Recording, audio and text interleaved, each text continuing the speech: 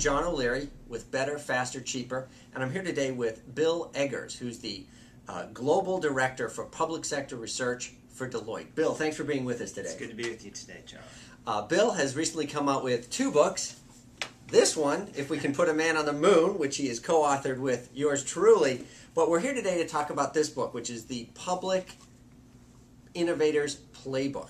The Public Innovators Playbook. Bill, is this a good time with the fiscal crisis that government faces to be thinking and talking about innovation for the public sector? It's actually the best time to do innovation because, of course, necessity is the mother of invention, right? And states and localities are in such deep fiscal crisis right now that simply cutting services, increasing taxes, accounting gimmicks and so forth are simply not going to get the job done to get them through their budget deficits. We're looking at budget deficits for 2-3 years to come, and innovation, finding ways of doing public services and programs better, faster, and cheaper is the only way, I think, out of that fiscal hole. Can you talk to me a little bit? The public sector doesn't have the best reputation for innovation. How would a public sector leader create a culture and sustain a culture of innovation? Well, the first thing you need to understand about innovation is it's not just about coming up with great ideas.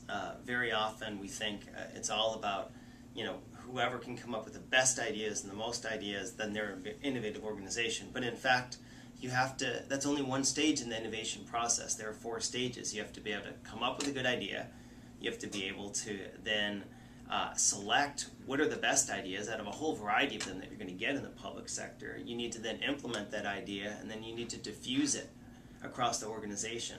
And I think a lot of the organizations that are very, very effective at innovation are able to do all 4 stages of that innovation life cycle.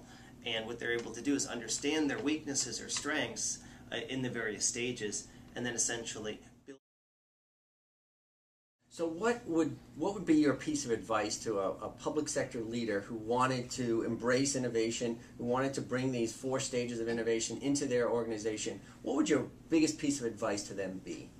Well, first of all, they need to create a structure and a system to enable innovation. That means they need to have mechanisms to reach down to the front lines so the front lines can get their innovations up to the decision makers very, very quickly without going through layers and layers of middle management.